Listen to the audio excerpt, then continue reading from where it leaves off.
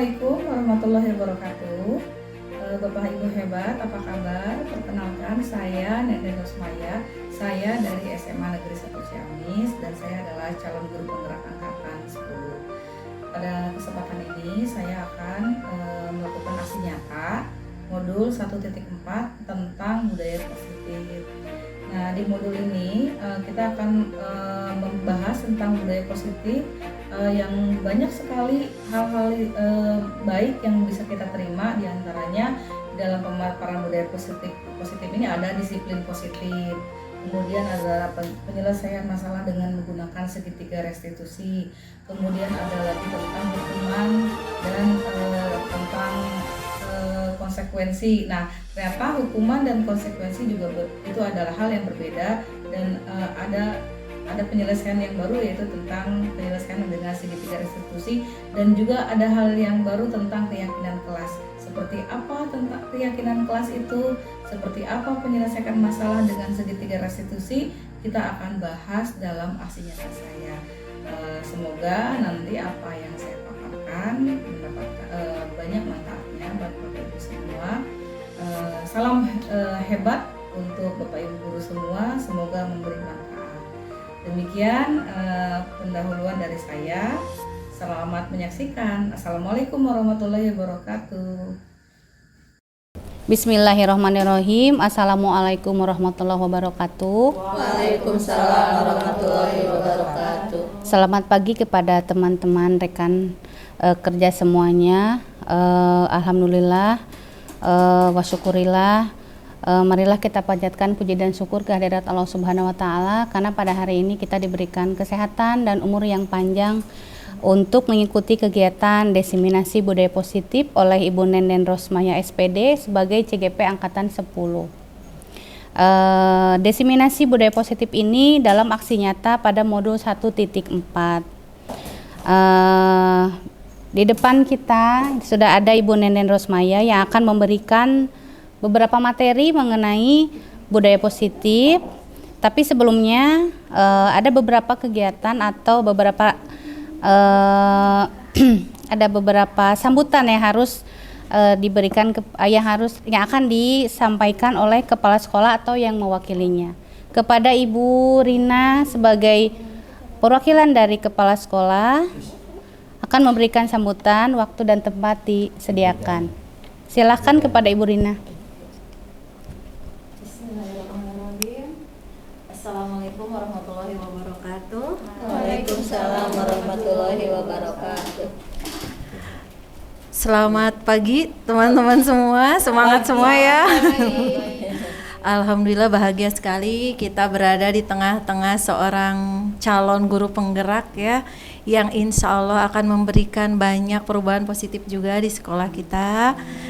Mari kita dukung, kita ikuti gitu ya, kita berikan istilahnya semua apa yang bisa kita lakukan gitu untuk membantu beliau agar bisa mensukseskan acara ini dan kegiatan-kegiatan lainnya yang insya Allah bermanfaat. Apalagi mengenai budaya positif, sebagai guru kita sekarang juga sebagai pendidik, artinya memang harus betul-betul ada untuk mendidik, terutama masalah karakter ya, karena di hadapan kita sekarang banyak sekali hal-hal negatif yang siap menggempur anak-anak didik kita gitu, dari depan, belakang, atas, bawah, dan kita harus ikut serta membantu mereka untuk menjadi pribadi-pribadi yang positif, yang siap menghadapi zamannya gitu. Makanya memang budaya positif ini sangat penting ya, karena berupa keyakinan, berupa kebiasaan yang memang harus diupayakan dimiliki oleh setiap peserta didik kita gitu, seperti kejujuran, tanggung jawab gitu. Jadi saya sangat berbahagia dan berbangga hati karena hari ini kita bisa berada di sebuah diskusi yang luar biasa ya, yang mudah-mudahan nanti memberikan perubahan positif juga kepada diri kita sebagai pendidik agar lebih semangat gitu menjalankan profesi kita, menjalankan amanah yang sudah diberi. Kemudian juga kita bisa memberikan hal yang bermanfaat buat anak-anak kita sehingga mereka menjadi khairunas anfa'uhum linnas ya, orang-orang yang bermanfaat bagi bangsa, negara dan agamanya. Mungkin itu yang bisa saya sampaikan. Sekali lagi semangat Bu Nenden. Terima kasih juga kepada rekan-rekan semua. Kita siapkan hati, pikiran untuk menerima ilmu hari ini ya. Assalamualaikum warahmatullahi wabarakatuh. Waalaikumsalam warahmatullahi wabarakatuh. Ya, terima kasih kepada Ibu Rina yang sudah memberikan sambutannya sebagai wakil dari Kepala Sekolah dan menginjak ke acara inti yaitu pemaparan budaya positif oleh Ibu Nenden Rosmaya SPD. Kepada Ibu Nenden dipersilahkan. Mohon maaf teman-teman, saya berdiri ya. Di mana yang penting sini? Sebelumnya saya ucapkan terima kasih kepada teman-teman semua, rekan-rekan saya yang selalu mendukung kegiatan saya. Jadi saya jadi bersemangat gitu untuk melanjutkan program ini. Di dalam kesempatan ini saya akan membahas tentang aksi nyata penyebaran dan pemahaman penerapan pengalaman budaya positif. Nah, apa itu budaya positif? Budaya positif itu banyak sekali. Di antaranya yang dibahas ada 8, yaitu perubahan paradigma belajar, kemudian disiplin positif. Kita tahunya selama ini disiplin aja ya. Ternyata disiplin itu ada yang disiplin positif gitu. Seperti apa disiplin positif?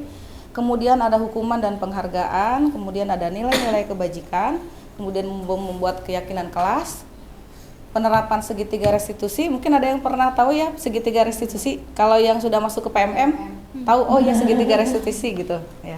Nah, jadi di sini kita akan tebalkan kembali apa itu segitiga restitusi, kemudian posisi kontrol seorang guru dan kebutuhan dasar manusia. Itu yang akan kita bahas hari ini. Mudah-mudahan memberi manfaat buat teman-teman semuanya.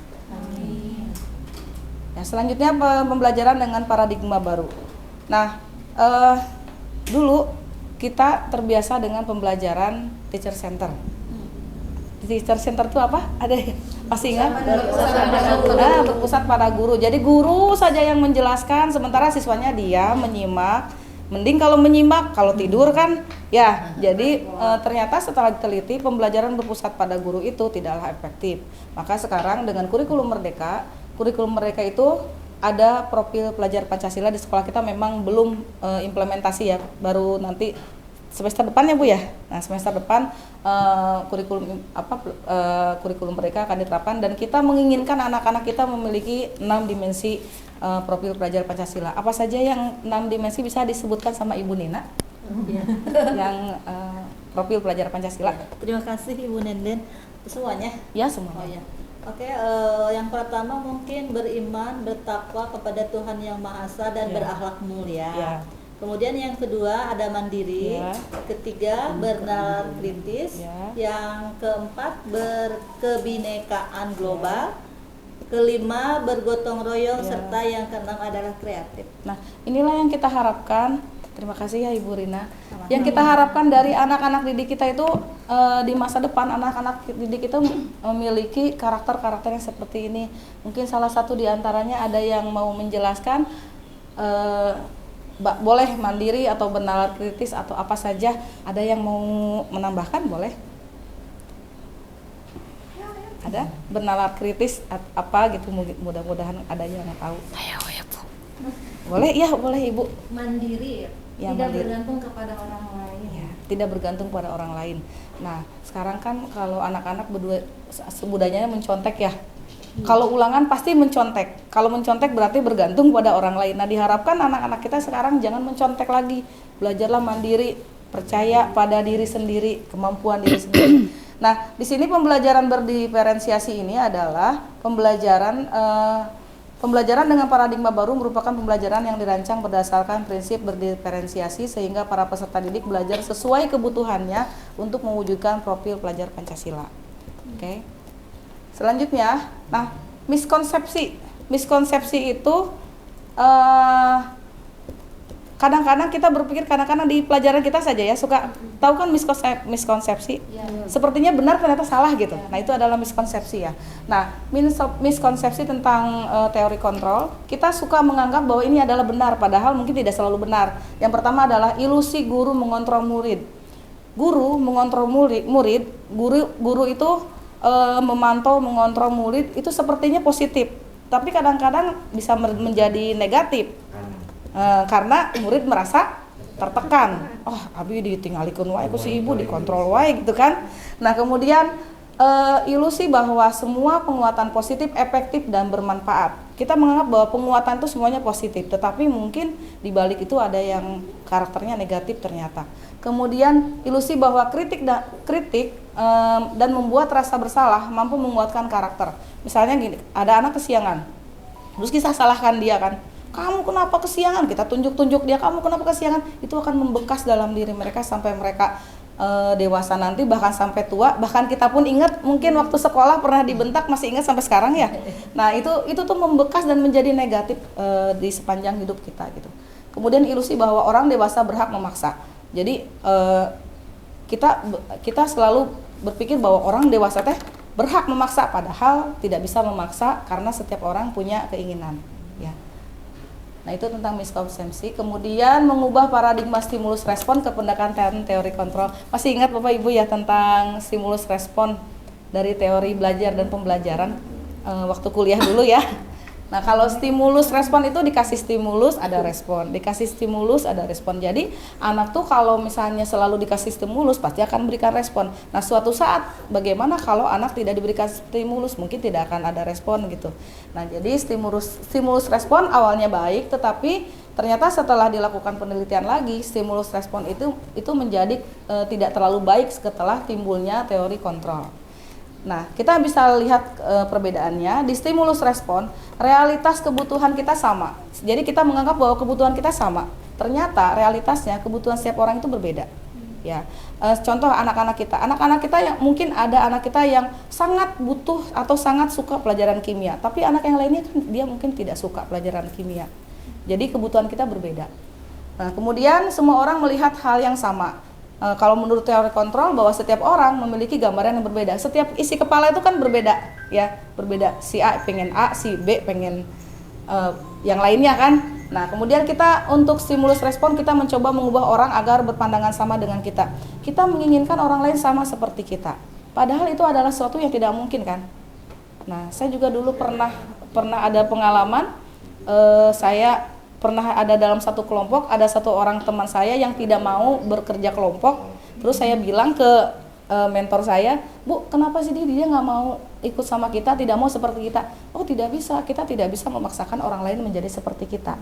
Kita tidak bisa memaksakan, kita hanya bisa berperilaku seperti itu, tetapi kita tidak memaksa.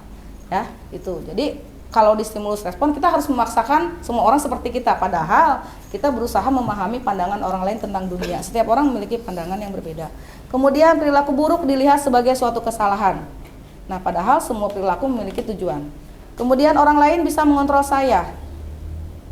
Hanya saya yang bisa mengontrol diri saya sendiri gitu. Jadi pandangan yang berbeda. Saya bisa mengontrol orang lain, Anda tidak bisa mengontrol orang lain. Kita nggak bisa mengontrol orang lain, kita tidak bisa memaksakan orang harus seperti saya kan. Kemudian pemaksaan ada pada saat bujukan gagal, kolaborasi menciptakan pilihan-pilihan baru. Kalau misalnya stimulus respon itu sifatnya memaksa, tapi kalau kolaborasi, dengan kita berkolaborasi, berdiskusi, akhirnya muncul ide-ide baru yang nantinya akan dimunculkan sebagai hal positif ya Bu ya. Nah, kemudian model berpikir menang atau kalah. Jadi di sini ada yang menang, ada yang kalah. Kalau di situ win-win solution kan. Jadi tujuannya menang-menang. Gitu. Oke. Kemudian apa sih disiplin positif? Boleh minta dibacakan oleh Bu Amel yang pertama. Terima kasih Bu Nanda. Ya. Untuk disiplin positif yang pertama yaitu cara penerapan disiplin yang mengajarkan anak bertanggung jawab dan menumbuhkan kesadaran diri berdasarkan nilai-nilai kebajikan. Ya. Yang kedua, ke arah positif disiplin diri yang dapat mengontrol diri dalam melakukan segala tindakan. Ya. Kemudian yang terakhir, dapat membuat murid memahami dan menyadari berdasarkan motivasi intrinsik bukan akibat paksaan, pujian atau hukuman. Jadi disiplin positif itu ya kita tahu dari disiplin saja. Disiplin itu kan berarti kita disiplin itu harus segala sesuatunya itu tepat waktu gitu kan, disiplin. Datang ke sekolah tepat waktu, datang ke kelas tepat waktu, mengajar tepat waktu gitu kan. Nah, tapi di sini disiplin positif itu nantinya bukan karena paksaan. Kalau kita selalu beranggapan bahwa datang ke sekolah tepat waktu adalah karena takut dihukum, takut dimarahin sama kepala sekolah, atau anak datang tepat waktu karena takut dihukum atau takut disuruh nyapu dan sebagainya, maka itu masih bukan merupakan disiplin positif. Tetapi disiplin positif itu karena keinginannya datang dari diri sendiri untuk memperbaiki diri. Ya, oke, next. Nah, nilai-nilai kebajikan. Sebenarnya ada banyak nilai-nilai kebajikan, tetapi ini ditampilkan 3 saja. Yang kita tahu bahwa nilai-nilai kebajikan itu ada di profil pelajar Pancasila. Subhanallah ya, di profil pelajar Pancasila itu sudah mencakup semuanya. Kita menginginkan anak-anak kita beriman dan bertakwa kepada Tuhan Yang Maha Esa dengan memperlihatkan perilaku mereka kalau pada saatnya azan bersolat ke masjid gitu kan, menunjukkan. Kemudian kalau ketemu kita dia mengucapkan salam, itu sudah nilai-nilai kebajikan yang pertama. Kemudian berkebinekaan global, pada saat belajar mereka tidak lagi membedakan kamu suku mana, semuanya sama anak Indonesia. Kemudian gotong royong, tidak individual, tidak mementingkan diri sendiri, tetapi lebih kepada mereka ingin maju bersama, hayu bareng-bareng, kayak kita lulus bareng-bareng dengan nilai bagus semuanya gitu. Kemudian mandiri juga, tidak bergantung pada orang lain. Kreatif di sini banyak sekali macamnya ya, bisa kreatif dalam pelajaran atau bisa kreatif juga dalam ekskul ya, sehingga kan anak-anak kita karena kreatif akhirnya banyak yang juara. Kemudian dan bernalar kritis. Bernalar kritis itu artinya kalau bernalar kritis mereka berpikir, kalau tidak dari bernalar kritis itu akan memunculkan ide-ide ya. Nah, kemudian ada Ibu Primary Yes program, toleransi, rasa hormat, integritas, mandiri, menghargai, antusias, empati, keingintahuan, kreativitas, kerjasama, percaya diri dan komitmen. Kemudian ada lagi dari keterampilan hidup, life skill, dapat dipercaya, lurus hati, pendengar yang aktif, tidak merendahkan orang lain, memberikan yang terbaik dari diri. Nah, ini semuanya adalah nilai-nilai kebajikan. Jadi nilai-nilai ini disepakati bersama oleh suatu organisasi ya, terlepas dari suku, bangsa, agama, bahasa maupun latar belakang. Ya, bisa dipahami ya Bapak tentang nilai-nilai kebajikan. Bapaknya 1. Nah, selanjutnya kebutuhan dasar manusia. Manusia memiliki kebutuhan? Ya, banyak ya. Dulu waktu SD itu dikenalkan bahwa kebutuhan dasar ada 3 ya. Primer, sekunder, tersier. Mungkin ada yang masih ingat primer itu apa saja? Sandang, pangan, papan. Ibu Saria, sandang, pangan, papan itu bisa dijelaskan sedikit? Sandang itu apa? Sandang itu pakaian, pangan, makan, papan, Rumah. kemudian dulu mah ada kebutuhan sekunder gitu ya. Sekunder itu contohnya apa saja? Setelah kebutuhan primer terpenuhi. Nah, setelah ada ibu guru ekonomi, setelah kebutuhan primer terpenuhi, baru kebutuhan sekunder. Nah, kalau kebutuhan sekunder sudah terpenuhi, baru kebutuhan tersier. Kalau dulu ya, mobil itu kebutuhan tersier ya. Tapi kalau sekarang sudah menjadi kebutuhan sekunder. Orang bukan bergaya-gaya pakai mobil, tapi karena memang kebutuhan. Nah, di sini ada 5 jenis kebutuhan. Kebutuhan dasar manusia adalah segala sesuatu yang kita lakukan untuk mendapatkan apa yang kita inginkan. Seluruh tindakan yang kita lakukan memiliki tujuan tertentu, dan semua usaha terbaik yang kita lakukan adalah dalam rangka agar kebutuhan dasar kita terpenuhi. Kita menginginkan kebutuhan dasar kita terpenuhi. Makanya kadang-kadang orang melakukan berbagai cara untuk memenuhi kebutuhan dasarnya. Ya, next. Nah, apa saja sih kebutuhan dasar? Yang pertama adalah bertahan hidup. Yang kedua adalah, maaf itu kurang N-nya, kasih sayang dan rasa diterima. Kemudian penguasaan, kebebasan dan kesenangan. Ini adalah kebutuhan dasar manusia. Next. Yang pertama, untuk kebutuhan bertahan hidup, kita butuh makan, kita butuh pakaian, butuh tempat tinggal, butuh keamanan, dan juga butuh kesehatan. Betul nggak? Betul. Iya. Nah, kemudian kebutuhan dasar yang kedua adalah kebutuhan kasih sayang dan rasa diterima. Kita butuh nggak disayang? Betul. Kalau nggak disayang gimana rasanya kiamat ya? kita ingin merasa diterima, dipedulikan, kemudian berbagi, kerjasama, menjadi bagian dari kelompok. Kadang-kadang kalau kita lihat anak-anak kita di kelas ya, pada saat mereka kerja kelompok, ada yang antusias ikut kerja kelompok, tapi ada kadang-kadang kita lihat ada anak kita yang duduk diam, mundur teratur, akhirnya dia mengasihkan diri. Nah, dia itu kita bisa tanya kenapa. Mungkin dia kurang kasih sayang mungkin ya, atau dia ingin memperlihatkan kelebihannya. Bisa cari Ya. perhatian juga. Iya, kemudian kebutuhan akan penguasaan, dia juga ingin dikuasai gitu kan, dikuasai oleh sesuatu. Misalnya dia juga ingin dikuasai di sini dalam arti positif ya, bukan dikuasai dalam arti negatif. Dia juga ingin sekali-kali ditanya sama guru, ditegur sama guru, apa kabar. Jadi dia ingin ada orang yang menguasai, yang melindungi dia. Nah, dia di antaranya itu harga diri, keinginan untuk dianggap, memimpin, berprestasi, diakui, didengar. Kadang kita kalau di kelas ya menyuruh anak ke depan itu eta deui dan hoyong lagi eta wae nya. Nah, akhirnya kan anak-anak yang tidak pernah ke depan merasa kali ngisi eta deui. Gitu kan? Ya, akhirnya kan dia merasa udahlah saya mah nggak bisa, biarkan orang selain saja. Nah, padahal dia juga butuh pengakuan, ingin diakui dan ingin didengar. Kemudian kebebasan. Kita butuh kebebasan. Apakah ibu sudah bebas dari merdeka? Belum. Nah, kebebasan di sini kita ada mandiri, memiliki pilihan, mencoba hal baru. Bebas ya mencoba hal baru. Silakan Bapak Ibu semuanya berinovasi, mencoba hal baru. Silakan di kelas itu berinovasi. Bagaimana sih mengajar agar anak-anak kita suka sama kita dan pelajaran yang kita ajarkan mereka mengerti gitu. Nah, kemudian mampu mengendalikan arah dirinya dan kesenangan. Kita butuh kesenangan, butuh sekali ya. Kalau ibu-ibu ya sepertinya malam-malam kalau udah semua pekerjaan selesai scroll TikTok itu suatu kesenangan. Kalau saya ya kadang-kadang itu adalah suatu kesenangan. Walaupun kita sudah umur seperti ini, kita masih butuh bermain kan Bu? Iya. Ya, butuh bermain, butuh humor, butuh antusiasme dan butuh tertawa. Jangan lupa tertawa. Tertawa Ya. bersama. Tertawa bersama. Jangan sendiri. Ya. Kalau sendiri takut ya. Itu ya, jadi ada 5 kebutuhan dasar manusia. Next.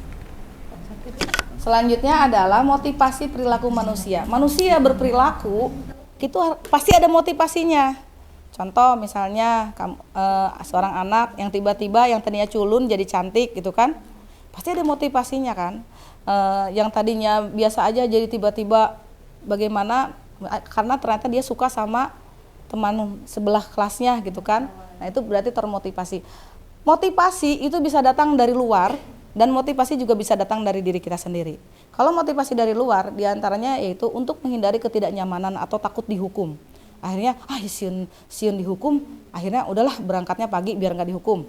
Nah itu karena takut, ya kan, karena motivasi karena ketakutan.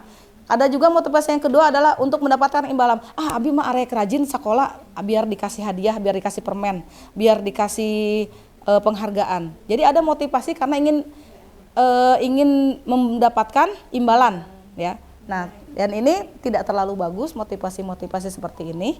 Next.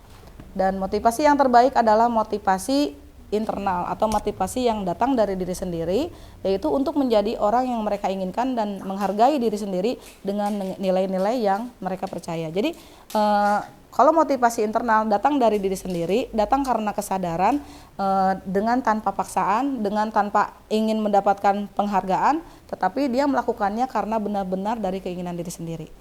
Mudah-mudahan kita semua juga memiliki motivasi internal atau intrinsik. Dari motivasi tersebut kita bisa menjadi guru yang profesional di bidangnya, ya, dan dirindukan oleh anak-anak. Bukan karena ayah kepala sekolah gitu kan, bukan karena saya pengen dapatkan penghargaan gitu, tetapi karena benar-benar tupoksi kita adalah guru, mengajar, mendidik, lakukan dengan ikhlas dan setulus hati. Ya, oke, selanjutnya hukuman, konsekuensi dan restitusi. Ternyata tidak semua apa yang kita lakukan itu ternyata ini hukuman, ternyata banyak macamnya. Ada hukuman, ada konsekuensi, dan ada restitusi, ternyata berbeda gitu. Hukuman, ada yang mau bacakan hukuman? Silakan Ibu Kokom tolong dibacakan yang hukuman. Terima kasih ya Bu Nenden. Iya. Jadi hukuman itu tidak terencana, kemudian tiba-tiba murid tidak tahu apa yang terjadi atau tidak dilibatkan. Nah, jadi kalau hukuman itu berlakunya satu arah apa dua arah? Satu arah, dari si penguasa ke yang dikuasai gitu ya. Nah, jadi kadang-kadang anak tidak tahu bahwa itu adalah hukuman. Ternyata pada saat gurunya masuk, ternyata gurunya nanya, tugas kamu mana? Bapak, saya tidak mengerjakan. kamu kenapa tidak mengerjakan? Langsung dimarahin, langsung dipermalukan di depan umum, itu merupakan hukuman bukan? Hukuman ya. Jadi tiba-tiba dia juga memang dia menyadari, tetapi karena terlalu diintimidasi maka disebutnya sebagai hukuman. Kemudian ada konsekuensi, dibaca lagi Ibu. Konsekuensi itu terencana, sifatnya kemudian disepakati sesuai dengan aturan. Murid tetap dibuat tidak nyaman. Setiap guru selalu memonitor murid. Iya. Jadi kalau konsekuensi itu ada semacam perjanjian ya Bu ya. Ada perjanjian. Pokoknya kalau nggak gini kamu begitu.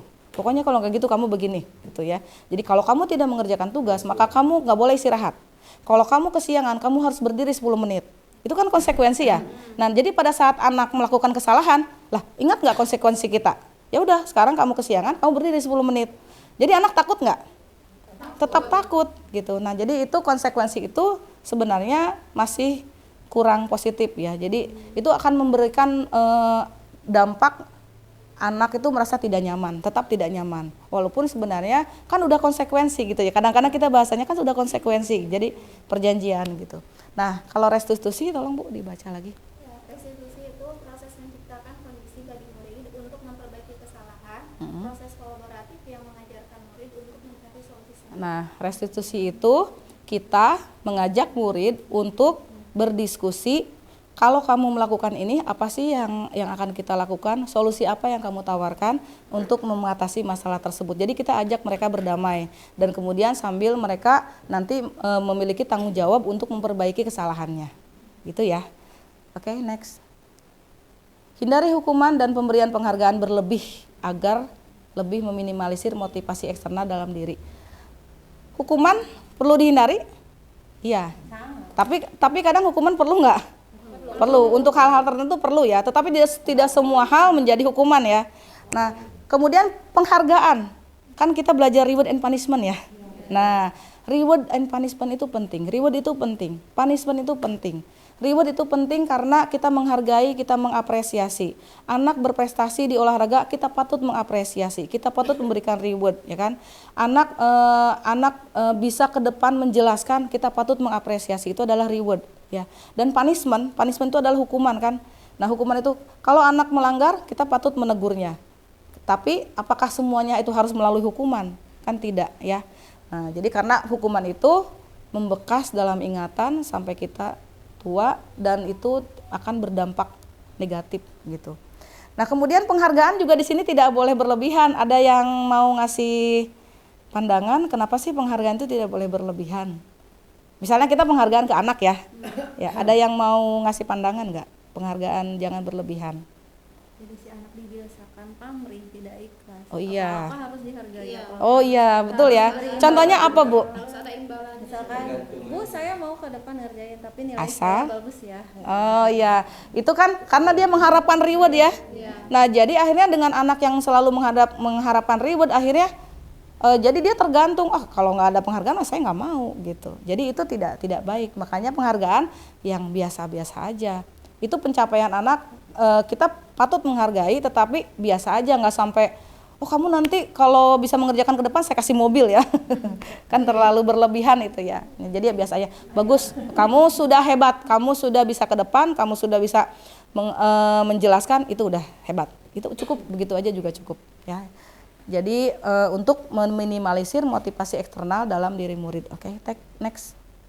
Nah, kita nih seorang guru, posisi kontrol kita sebagai seorang guru, ada 5 posisi kontrol kita, yaitu sebagai penghukum, pembuat rasa bersalah, teman, pemantau, dan manajer. Nanti akan saya jelaskan satu-satu ini tuh apa. Nanti ibu dan bapak akan berkaca pada diri sendiri. Biasanya saya ada di posisi mana nih gitu ya? Apakah di posisi penghukum, pembuat rasa bersalah, teman, pemantau, atau manajer? Oke, next. Nah, contoh penerapan posisi kontrol guru yang pertama, kasusnya murid tidak menggunakan atribut lengkap saat upacara bendera. Kebayang ya?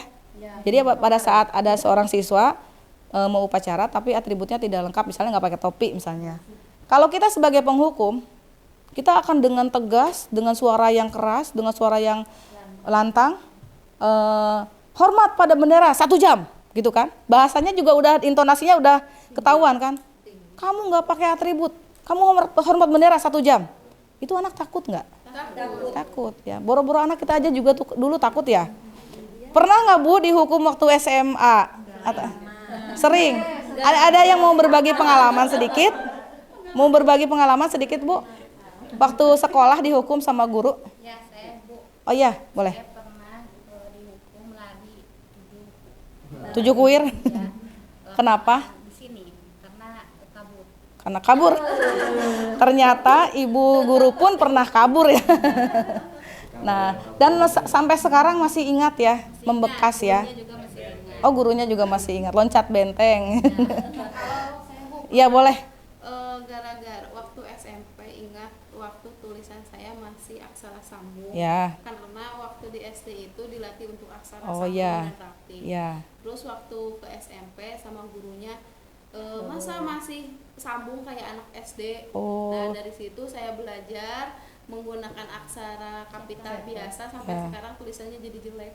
Oh, jadi yang padahal tadinya udah ipis skandal dulu mah Bu Rina kalau ingat ya dulu mah ya Pak Dudung ya ipis skandal, ipis skandal gitu ya. Nah, tetapi karena itu ternyata kata guru SMP-nya tidak bagus, Tidak akhirnya bagus ya kayak anak SD. kayak anak SD dan itu membekas ya Bu ya. Padahal itu sudah bagus ya. Maka karena membekas seperti itu, kita pun jangan seperti itu sama anak. Kalau kita tidak mau, itu membekas dalam ingatan mereka. Iya boleh. Saya pernah dihukum, tapi Ya. saya kira hukumannya itu sangat positif karena sampai sekarang itu bahwa dengan mencatat itu ya, Ya. berarti literasi juga ke bawah ya. Ya. Saya nggak nyatat karena pulpen saya itu ketinggalan, Ya. cuma punya satu waktu itu tempatnya ketinggalan. Dimarahin dengan suara lantang nggak Bu? Hah? Dimarahin dengan suara lantang nggak? Enggak, suara lantang sih enggak, cuman Iya. saya dihukum disuruh mencatat ke papan tulis. Jadi yang biasa dicatat oleh guru itu disuruh nyuruh saya. gitu Iya. kan. Nah, ya terpaksa. Saya Terpaksa jadi. penuh, malah itu lebih gitu kan. Kadang Jadi karena tembok atau? ya kan bornya cuma satu. Jadi dibagi dua, dihapus, udah selesai ini dihapus. Oh. Sampai 2 jam pelajaran hampir itu saya mencatat pakai kapur. Ya. Gitu kan. Tapi jadi paham materinya ya. Seperti itu ya. Saya nyatet aja dijalani karena memang saya pulpen saya semua satu itunya ketinggalan. Dijalani aja sampai berbunyi itu juga belum selesai karena memang nggak terbiasa tulis di papan tulis itu ya. Hingga akhirnya kenapa nggak selesai ya Pak, saya nggak biasa itu juga dipaksain gitu, saya mohon maaf gitu kan. Iya. Tapi alhamdulillah ketika di rumah walaupun saya nggak mencatat di buku karena Iya. disuruh mencatat itu ingat Jadi gitu ingat. kan. Jadi tidak semua hukuman Iya, itu negatif, betul. tapi juga Betul. ada yang positif. Walaupun Iya. tangan saya pegal sampai 2 jam mencatat, Iya. tapi ketika di rumah saya ingat apa yang saya tulis karena Iya. ada 2 keunggulan gitu kan dengan mencatat. Pertama adalah kita baca dulu, setelah mau nulis kita Mengingatnya. mengejar lagi Iya. gitu kan. Nah, itulah Ya kira-kira. seperti ada apa ini Nah, apa? jadi tidak semua yang namanya hukuman itu Ya, tidak semuanya negatif gitu ya. Tetapi rata-rata karena hukuman itu dengan nada tinggi ya, akhirnya juga hukuman kan, saya disuruh nyatet Iya. 2 jam. ya. Gimana caranya biar menjadi hukuman? Berarti Nah. si guru teh mungkin bahasanya. Bahasanya. Kalau nyatetnya sekarang karena ketinggalan Intonasinya, intonasi. Jadi jangan caranya. Caranya mungkin ya yang mungkin harus kita perbaiki ya. Memang beda ya benar deh. Ya. Adik, Oke. kenapa nggak nulis? Ketinggalan Pak. Lebih tegas ya dulu. Iya. Oh iya. Ya sudah, kalau nggak nulis, sini kamu ke depan, catat di papan tulis gitu. Masih ingat ya sampai sekarang ya Bu? Masih ingat. Oke, terima kasih Bu Ati. Kemudian yang kedua adalah pembuat rasa bersalah. Kalau misalnya anak melakukan kesalahan, misalnya pada saat kita udah di kelas, tiba-tiba anak datang ke kelas, berapa kali ibu harus beritahu kamu selalu saja mengecewakan ibu. Jadi anak tuh diberi apa ya namanya, diberi tekanan-tekanan sampai dia merasa bersalah oleh perilaku dia terhadap kita gitu.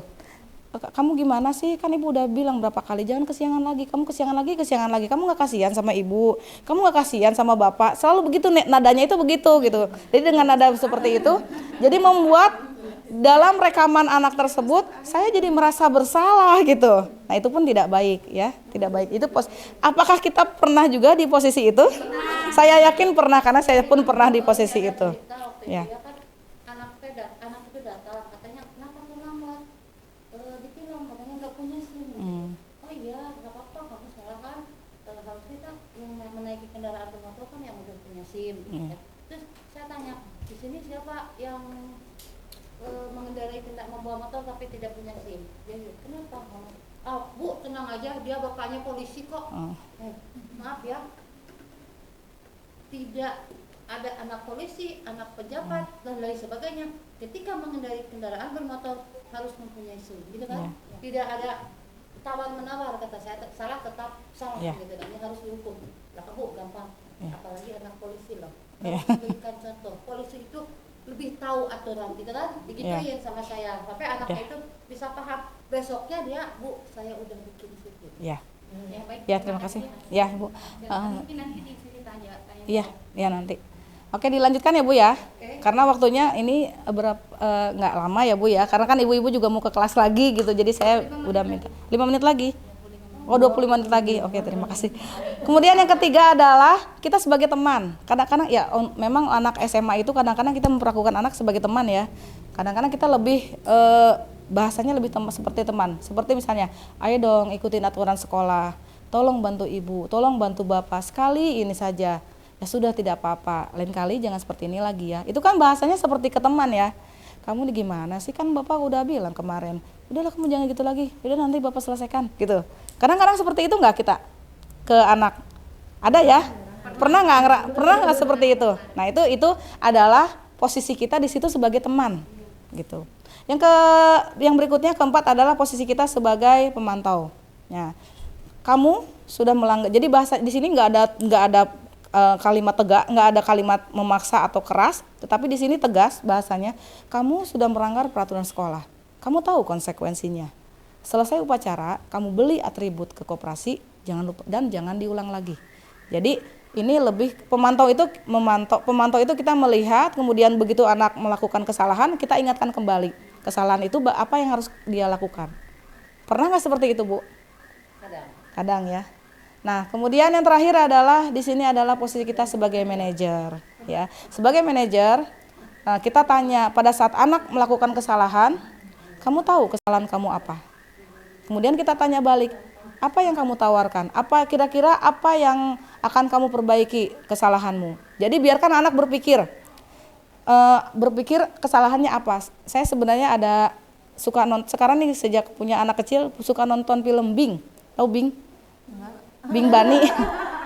Jadi di film kartun Bing Bani itu ceritanya si Bing itu dia menggambar di tembok, kemudian dia mengganggu gambar temannya karena si kuasnya itu nggak diseka. Jadi harusnya kan dicelupkan, diseka ya, kemudian baru dioles-oles gitu kan. Nah karena dia nggak seka, akhirnya kan kemana-mana gambarnya. Nah sama pengasuhnya ditanya, kenapa kamu kan gini, kan dia dimarahin sama temannya kan, kata temannya, kok gambar saya jadi jelek gara-gara kamu. Kenapa ya? Jadi si Bingnya nanya kenapa ya. Nah si pemantaunya bilang, coba kamu pikir kesalahan kamu apa. Nah dia mikir tuh kan, oh iya saya lupa seka. Nah jadi dia biarkan anak kita memikirkan kesalahan dia, setelah dia lakukan kesalahannya apa, terus kira-kira solusi apa yang dia tawarkan gitu. Itu posisi kita di sini sebagai manajer. Dan mudah-mudahan kita semua di sini, guru-guru di sini bisa memposisikan kita sebagai manajer. Tidak lagi sebagai penghukum, tidak lagi sebagai teman atau sebagai pembuat rasa bersalah. Padahal itu halus tapi dalam ya. Pembuat rasa bersalah itu atau pemantau, jadi lebih baiknya ke posisi manajer. Oke, next. Nah, dari kelimanya yang terbaik adalah manajer. Kenapa?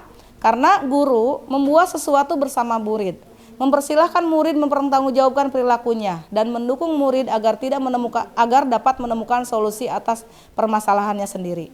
Posisi manajer mengacu pada restitusi yang dapat dijadikan murid sebagai manajer bagi dirinya sendiri sehingga tercipta identitas positif dan berhasil pada diri murid. Next. Nah, ini kira-kira ya, kalau kuis sebentar ya Bu. Kalau kata-katanya seperti ini, saya kecewa sekali dengan kamu. Itu kira-kira pembuat rasa bersalah. Terima kasih, berarti ibu-ibu semua sudah memahami apa yang barusan dipaparkan ya. Next.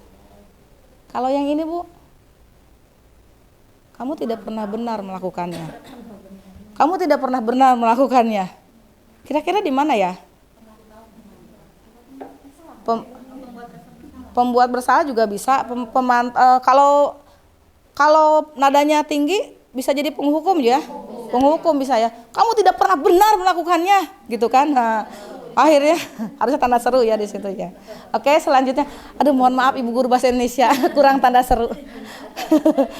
Nah, yang ini apa rencanamu untuk menyelesaikan masalah ini? Manajer. Kemudian ada lagi kalau nggak salah satu lagi. Ayolah lakukan demi ibu. Ayolah lakukan demi ibu, teman. Oke, terima kasih ibu. Tepuk tangan dulu lah ibu-ibu hebat semuanya. Ya. Ya satu lagi ya. Kamu tidak pernah mendapatkan nilai jika tidak mengerjakan tugas. Penghukum atau pemantau.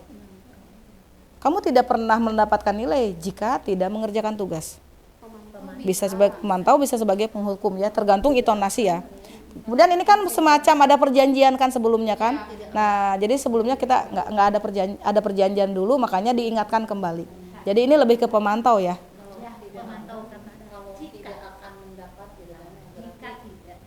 Jika tidak mengerjakan. Oke. Selanjutnya next. Nah, ini adalah keyakinan kelas. Mungkin karena kurikulum kita belum kurikulum merdeka ya, jadi bahasa keyakinan kelas itu sepertinya masih rada asing buat kita. Nah, saya juga mendapatkan ini di kegiatan guru penggerak ini, jadi tahu oh keyakinan kelas itu ini. Keyakinan kelas, guru berperan dalam mewujudkan terbentuknya keyakinan kelas dengan adanya kesepakatan guru dengan murid. Keyakinan kelas berupa pernyataan universal yang mudah diingat, dipahami, dan harus diterapkan dalam lingkungan sekolah.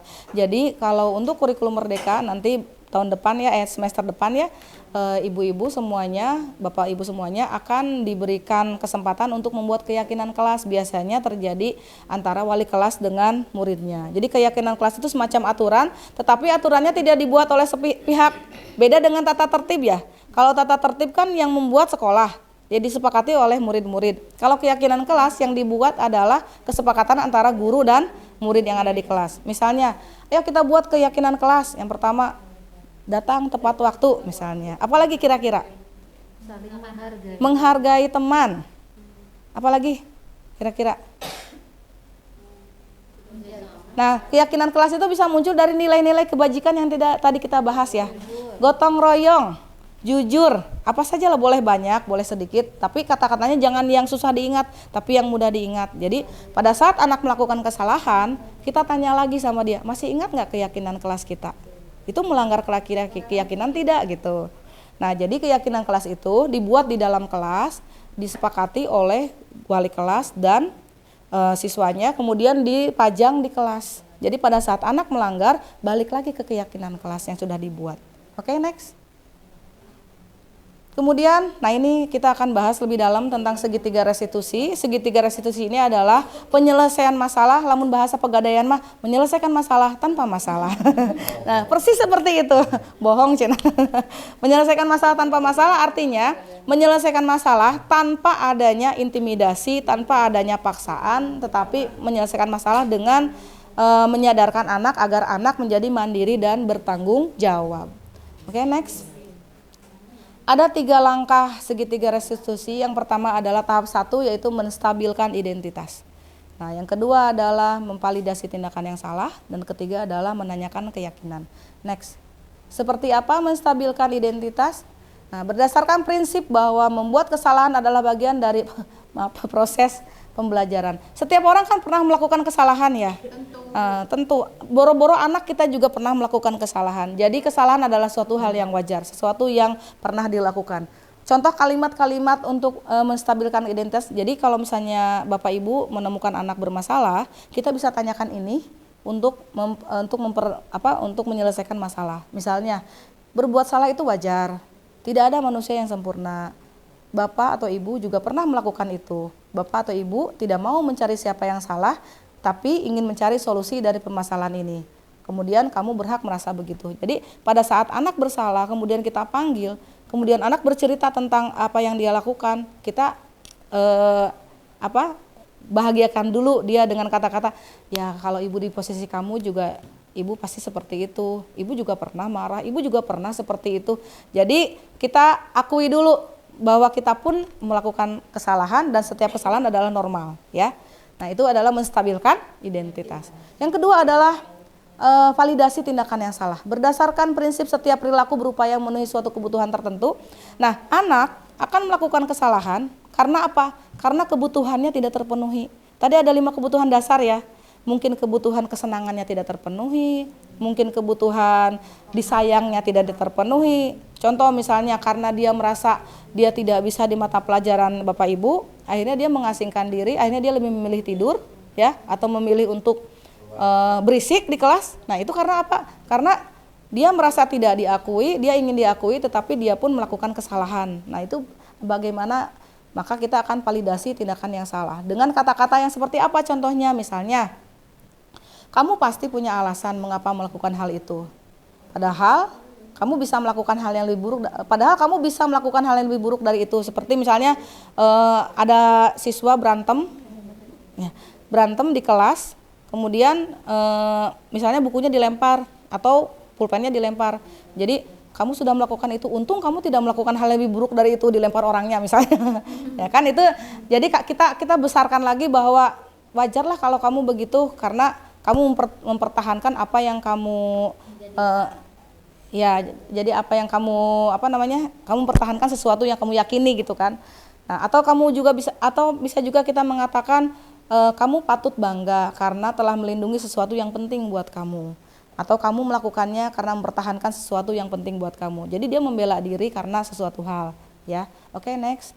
Dan terakhir adalah menanyakan keyakinan. Nah, ini yang paling penting. Kita kan tadi sudah buat keyakinan di kelas ya. Kita udah buat keyakinan. Pada saat anak melakukan kesalahan, kita tanya lagi, apa keyakinan kelas kita? Keyakinan kelas apa yang kamu langgar? Masih ingat nggak keyakinan kelas kita yang sudah kita buat? Masih, Bu. Keyakinan kelas yang mana yang kamu langgar? Ini, Bu, tentang menghargai orang lain. Nah, gitu kan. Nah, kemudian di sini kita pancing, anak tersebut kita pancing. Nah, sekarang kamu udah tahu keyakinan kelas yang kita langgar adalah menghargai orang lain. Penting nggak menghargai orang lain? Penting. Penting nggak kita berbuat baik sama orang lain? Penting. Terus apa yang kamu tawarkan untuk memperbaiki kesalahan kamu? Nah, di situ biar anak berpikir untuk menyelesaikan dengan menggunakan solusinya sendiri, ya. Nah, akhirnya anak menemukan solusinya solusinya sendiri. Kemudian next. Nah, ini contoh penyelesaian masalah menggunakan tahapan restitusi. Contohnya ya berupa video. Nah, suaranya. Oh, dicabut ya? Tidak bisa dinyalakan, Bu, suaranya, Bu. Dibesarkan. Diberhentikan dulu, Bu. Dihentikan dulu sebentar. Dari sini kan bisa ya, Bu Hera? Ya. Audio, ada videonya, Pak? Iya.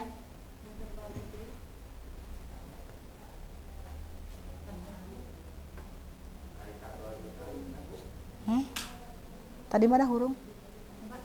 Gedein. Nah, ini contohnya ya, Ibu bisa lihat. Ini kejadian di kelas.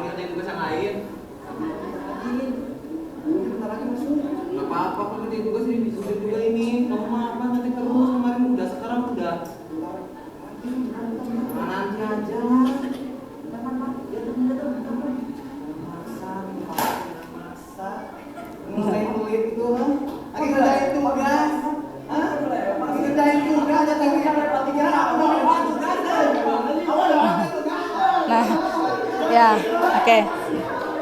Dah. Next dulu ya, berhenti dulu. Nah, jadi dari hal sepele, ini kan sebenarnya halnya sepele kan, tetapi karena di pause aja dulu. Nah, jadi si Ahmad ini ceritanya, dia selalu mengerjakan tugas sendiri, tidak pernah nyontek ke orang lain. Tetapi ada temannya satu lagi si Seno, dia tuh selalu nyontek pekerjaan Ahmad. Nah, lama-lama kesel nggak?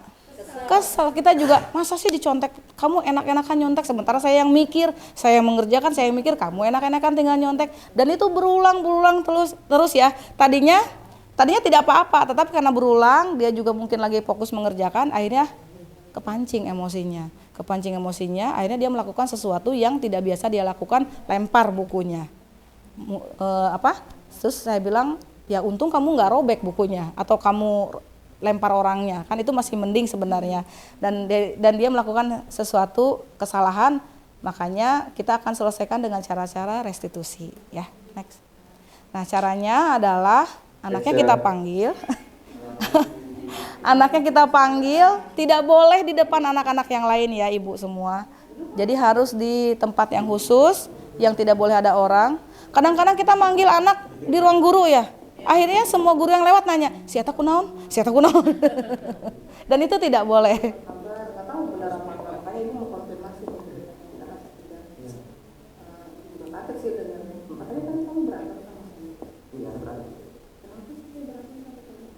Ya ceritanya mah dia itu lagi minta sampaikan aku lagi ngerjain tugas. Jadi kayak orang lagi ngerjain tugas dia minta, tapi tetap mau minta gitu, kayak udah bilangin jangan dulu, kerjain dulu sendiri ya tetap. Jadi biarkan anak menceritakan dulu. Ya, Kan kalau kamu nggak ngasih udah gitu ya. udah tahu lah. Gitu. Terus tapi katanya kata kamu tuh tadi kamu marah itu lebih dari kegaduhan itu. Ya, Terus kamu jadi rame katanya ya. ya, gitu. Kenapa sih sampai jadi rame? Ya mungkin kalau dari kata orang-orang rame mungkin pas aku lagi ngelempar bukunya lagi emosi. Oh jadi aku lempar bukunya. kamu tetap kamu ngasih tapi Ya. SMA-nya tetap maksa, kamu emosi, kamu lempar Ya, bukunya. lempar buku saking emosi di sana aku lempar buku. Padahal itu nggak pernah terjadi sebelumnya sama Ya, kamu. nggak pernah. Ibu nggak pernah dengar kamu emosi seperti Iya, itu. nggak pernah. Ya tapi wajar sih ya. Kalau misalnya Nah, kita bilang wajar. Ini masih dalam tahap identitas tadi ya. Tahap pertama ini masih tahap pertama. Emang tidak. jadi alasannya karena kamu Nah, ini udah masuk ke alasan, berarti alasan itu sudah masuk ke validasi tindakan yang salah. lempar bukunya Heno tadi, itu kira-kira melanggar keyakinan kelas kita nggak? Kamu waktu Nah, kita udah ke tahap ketiga menanyakan. masuk ke kelas, kita kan bikin keyakinan kelas tuh. Ada beberapa nilai positif yang kita yakini bersama. Nah, kalau masih ingat, nilai-nilai apa, nilai-nilai kebajikan apa yang kamu langgar dengan kamu lempar bukunya Heno itu? Ya untuk yang lain-lain yang saling sepakati yang aku langgar tentu satu poin yang saling menghargai dan saling menghormati antar sesama. Nah, itu di kelas itu harus saling menghormati dan menghargai. Jadi poin itu kamu langgar ya.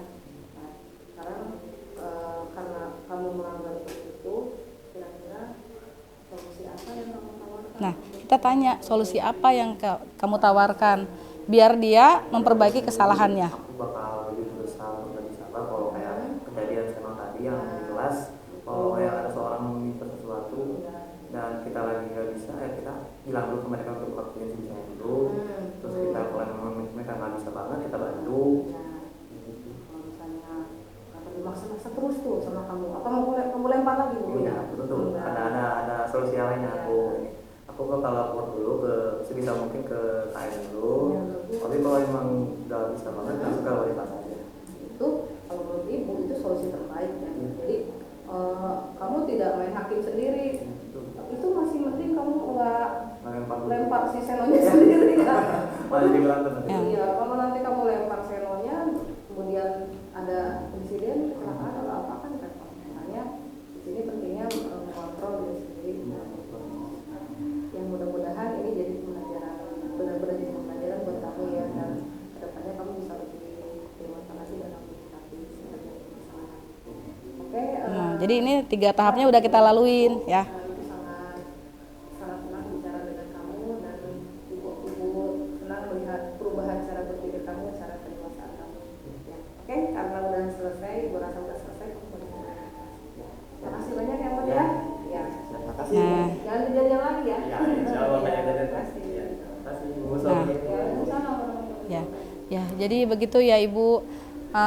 Itu adalah penyelesaian masalah. Selesai dah kalau nggak salah. Penyelesaian masalah dengan menggunakan segitiga restitusi. Berapa menit lagi? Mohon maaf Ibu. Udah selesai. Karena waktunya sudah selesai, Terima kasih banyak Ibu semua, Ibu Rina yang mewakili Kepala Sekolah sudah menemani saya dari awal sampai akhir. Ibu-ibu semuanya, ibu-ibu guru hebat, bapak guru hebat, terima kasih banyak.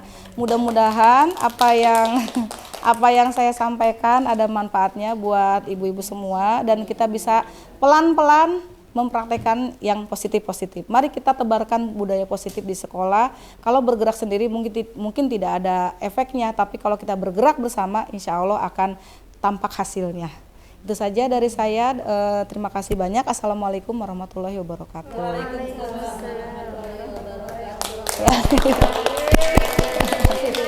Ya, terima kasih.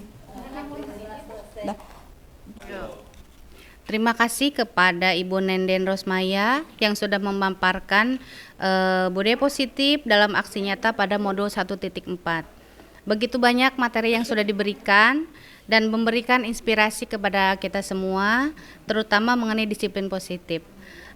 Yang pada akhirnya memang ketika kita memahami materi-materi ini, pada akhirnya akan kembali kepada kemerdekaan di dalam belajar, dan itu adalah inti dari semua.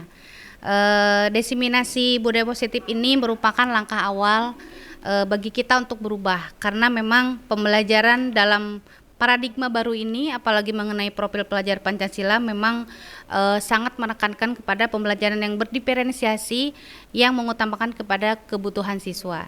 Jadi mari kita sama-sama untuk mempraktekkan hal-hal yang sudah dipaparkan oleh Ibu Nenden, dan mudah-mudahan kita bisa menjadi pendidik yang terdidik juga dan bisa menjadi guru yang memberikan perubahan kepada siswa dan kepada lingkungan kita.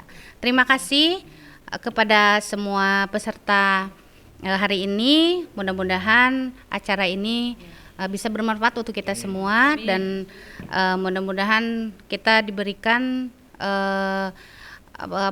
diberikan semangat untuk terus berubah. Mari kita tingkatkan lagi semangat kita untuk mengikuti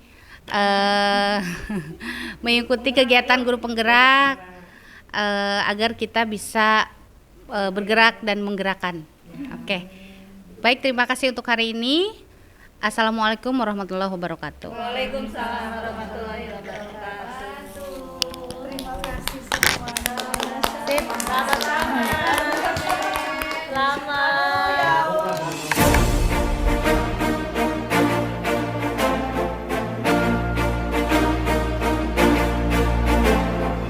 Assalamualaikum warahmatullahi wabarakatuh. Demikianlah pemaparan aksi nyata dari modul 1.4 tentang budaya positif. Semoga apa yang sudah saya paparkan dan diskusikan dengan teman-teman saya memberikan manfaat buat Bapak Ibu semua dan bisa mengimplementasikannya di sekolahnya masing-masing. Terima kasih. Assalamualaikum warahmatullahi wabarakatuh.